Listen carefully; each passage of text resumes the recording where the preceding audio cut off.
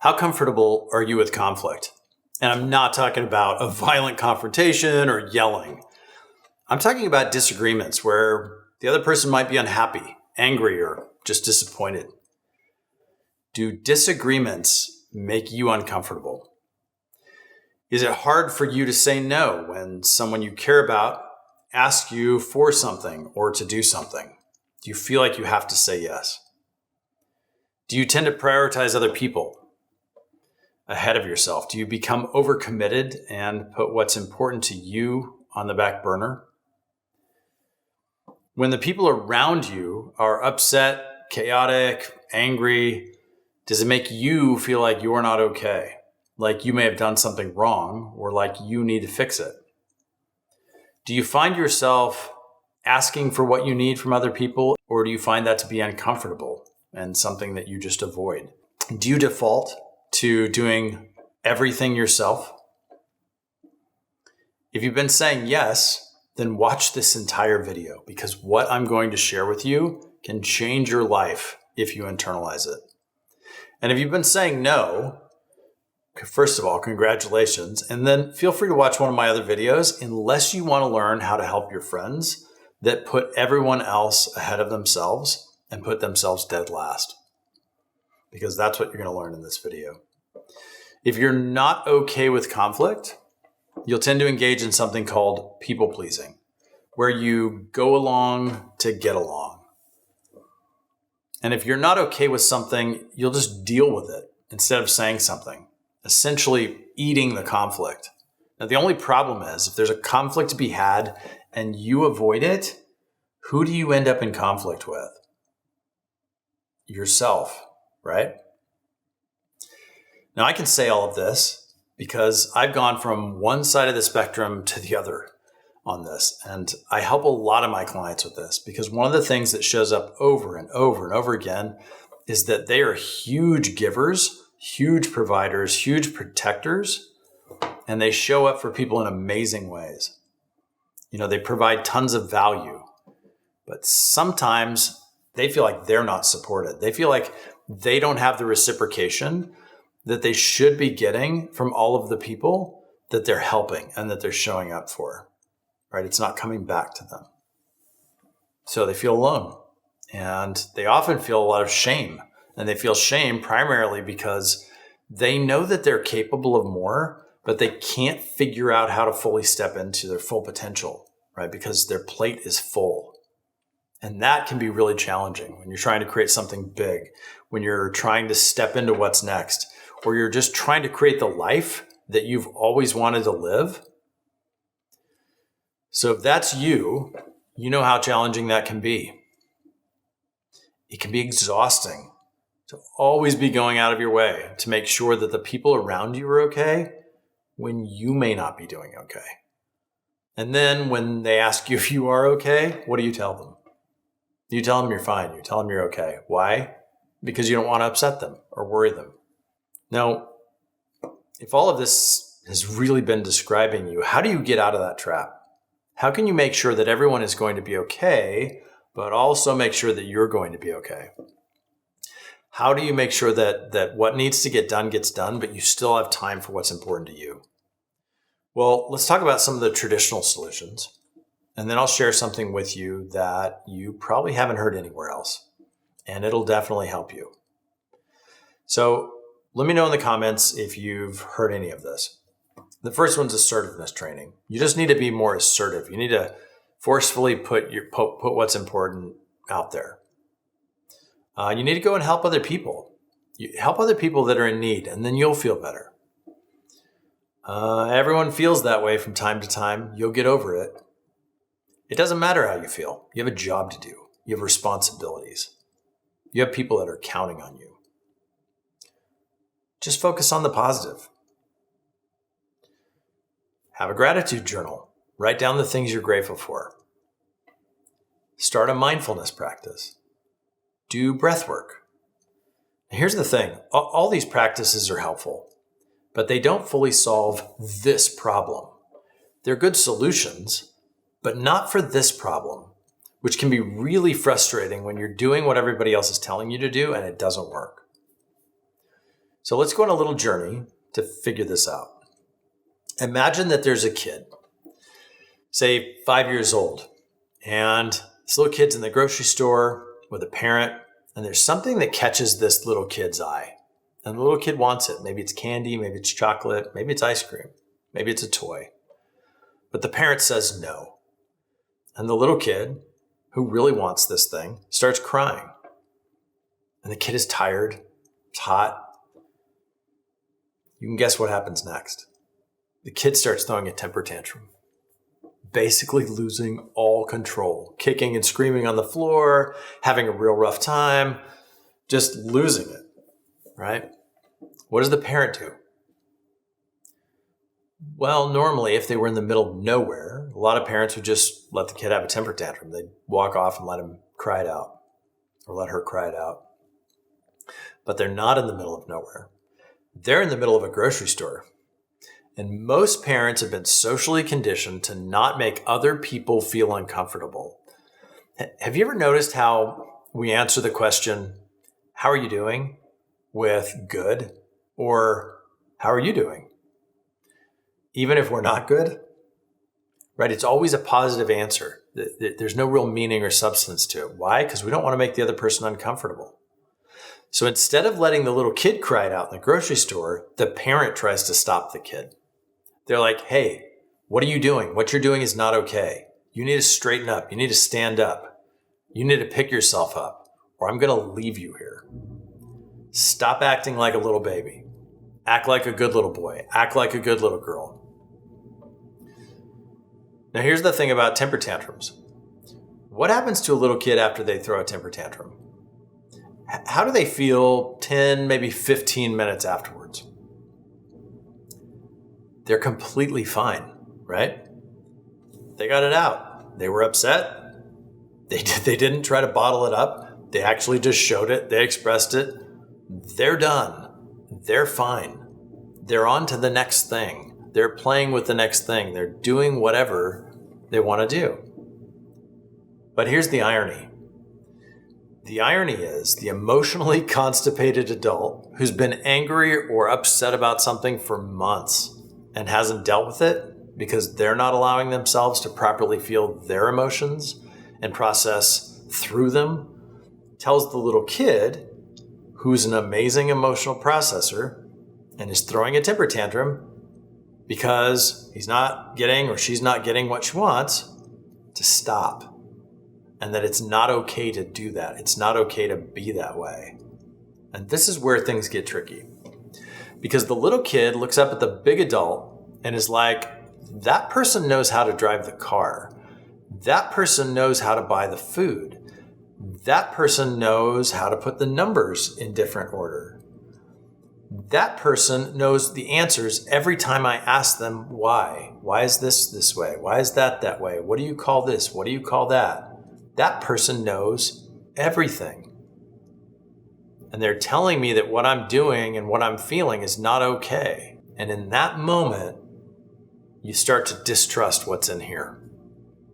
In that moment, you start to believe that you cannot trust what you are feeling. You start to believe that this is broken. And that, my friend, is something called emotional invalidation.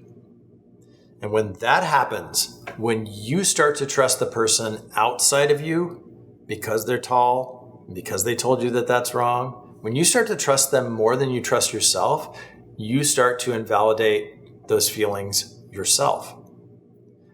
You start to enforce that process that happened in the grocery store, in the parking lot, standing in line, the movie theaters, wherever it happened. That process of you starting to self-reinforce those rules is a natural mechanism that humans have that causes us to try to look around and say, what are the rules? What do I need to do? And you start to self-reinforce it. Now, if you can't trust yourself, you have to find someone else to trust. So what do? You model what you were taught. In that moment, you start to look outside of yourself. You start to look at the people around you to tell you whether or not you're okay, which makes it incredibly risky to upset other people. If they are your reference system and they get upset, That must mean there's something wrong with you. You must not be okay if they're not okay. That makes it really hard to have a conflict. That makes it really hard to have a disagreement. That makes it really hard to ask for something from somebody else if you think that asking might make them feel upset or strained or taken aback. Makes it really hard to operate normally. It creates a set of conditions where you have to bend over backwards and go out of your way to make sure that everybody around you is okay, even if it means burning yourself out or wearing yourself too thin. You'll want other people to take care of themselves, but when it comes to you taking care of yourself, you probably don't do it. Now, let me ask you this. Would you want someone you love to follow this strategy? Would you want them to put themselves dead last? This is somebody you love. Would you want them to be overcommitted and maybe even a little bit resentful for everything they're doing? Well, if you wouldn't want someone else to do that, and you wouldn't want somebody else to live like that, maybe it's time to take a closer look at this for yourself.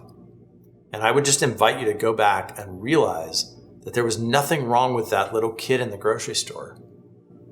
That little kid just wanted what he or she wanted. The problem wasn't what the little kid or what the little kid was feeling. The problem was with the adult who wasn't aware or didn't know how to hold space for that little kid to just have a temper tantrum and get it out. It's time to realize that the little kid had a very effective strategy for processing emotions. In fact, the parent probably would have benefited from doing the same thing in their own way. So here's the thing. What you resist persists. The same adults who stop little kids from throwing a fit are the same adults who end up feeling draining emotions over a long period of time because they won't let themselves feel the emotions fully so they can just move on. So instead of looking outside of yourself to know if you're okay, I want to invite you to start referencing off the internal. Start to go inside and ask yourself how you feel inside. Are you okay? What do you need? What's going on inside of you? And here's a little trap that's going to come up that I want you to consider. This fear will rise up that if you start taking care of yourself, it's going to mean you're not taking care of everybody else around you. And if you do that, then they won't be okay. But here's the thing. Just because you're not doing everything for them doesn't mean those things won't get done. Now, they may have to become a little more resourceful. They may have to step up and do some things for themselves. But that's a good thing. That's an empowering thing. That will allow them to more fully feel like they're contributing. You know, I had a number of relationships where I did everything. And those relationships came to an end because the other person, she would say, you know, I can disappear from your life and your life won't change at all. Because you never let me do anything. You're always doing everything for me. You're always taking care of everything for me. And people tend to stick in places where they're invested. And part of that investment is them doing things. So realize that yes, the dynamic may shift a little bit when you start taking care of yourself, when you start putting some of your own needs first, when you start checking in here to see if you're okay and letting other people check in with themselves. That's the way it works. You know, now, for example, now I'm at a point where we will have occasional check-ins to see what each of us is doing and see how we need to support each other. But there's not this running around being like, oh my gosh, she's got this going on. I need to take care of this. I need to do that. It's just not there. And it's a trap that you can fall into. So start this process of re-internalizing and going back and checking in with yourself and letting people step up for themselves. Here's the thing. When you can stop referencing other people to know if you're okay, and this is a process, it's something you have to go through. It takes time, and it's something you may need assistance with. But when you can stop referencing other people to know if you're okay, and you can just start to reference what's inside to know whether or not you're okay, you can start to ask for what you want. you can engage in constructive conflicts that need to happen. And I'm not talking about physical altercations. I'm talking about having a disagreement, having a different opinion and stating it, going from where you are today to a place where you can be comfortable with someone else who is experiencing discomfort or negative emotions, or they're being upset, and you can sit there and just be grounded. You'll even become more comfortable saying no. So, funny story. I was in a men's group a number of years ago, 4 years ago, and they were asking like why I hadn't hit some of these targets. And I said, well, my plate is so full. I'm doing all these things. And one of the guys in the group said, when is the last time you said no? How many times have you said no in the last year? And my response was, well, why would I do that? That's a rude thing to say. I literally thought it was rude to say no, to decline requests from friends and family and colleagues who needed help. I literally used ChatGPT to come up with 25 different ways to say no because I had said it so rarely. I had to work it into my vocabulary. If I can do it, you can do it. But here's the thing. Saying no allows you to reduce the amount of commitments you have to other people, which allows you to start putting your agenda first, which allows you to start stepping into the destiny that's waiting for you that only you can fulfill. And when you can do these things, life becomes much easier. It becomes so much easier to achieve what you want. And it becomes so much easier to be happy because how you feel is no longer dependent on how everybody else in the room is doing. So if that's you, I know we're just scratching the surface here. I want to invite you to go deeper. I want you to keep looking. I want you to keep unraveling the layers. Reach out for assistance if you need it. But start the process of internalizing your reference points, looking inside to figure out how you're doing so that you can do what you need to do in the external world to fully be proud of yourself and to live the life that you want to live. Now, if you found this video valuable, hit the subscribe button and enable notifications to join a growing group of high achievers who are dedicated to becoming the best versions of themselves possible. That's what we're up to, and I'd love to welcome you into that.